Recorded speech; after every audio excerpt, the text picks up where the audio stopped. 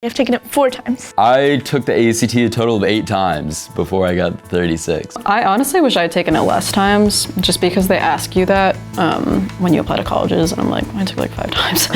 The thing about the ACT and getting a perfect score is it really is practice makes perfect. I think that I don't really necessarily think that it's always a measure of how smart you are. I think it's more of a measure of how well you prepare and sort of handle the types of questions that they give you, because I think a lot of the questions are the same. I think that a 36 is really just, the combination of lots of hard work, lots of understanding, and just lots of diligence, really. Timed practice tests. Do a lot of timed practice tests and keep it with regular testing conditions so you get a feel for what it's actually like on the day of.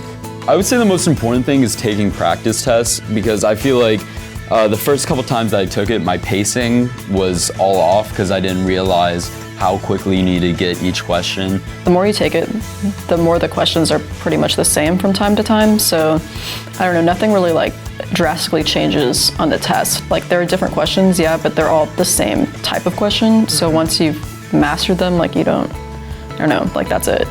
I was kind of finally, because I had felt pretty close, but yeah, I was really excited, and everyone that was with me, my family, they were all happy for me. I actually had gotten home late from a friend's house, and I came into my mom's room just to tell her that I was home, and she had the letter.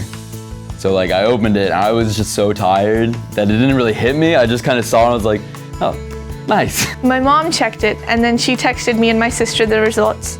But the school has really bad network connection, so I didn't receive the picture, but my sister did, and she told her friends, and her friends were in my 8th period, and they told me, and I didn't know what they were talking about. I feel like the biggest thing is teachers genuinely care about you, and it's not just they care about the grades or your scores, they care about you as a person.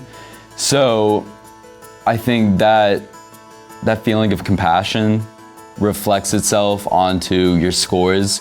When you're struggling in a class, they don't just leave you behind. They'll work you back up and make sure you're not just drowning in work or anything like that. So I would say just that feeling of compassion throughout the community is the most important thing that's nurtured me to get where I am.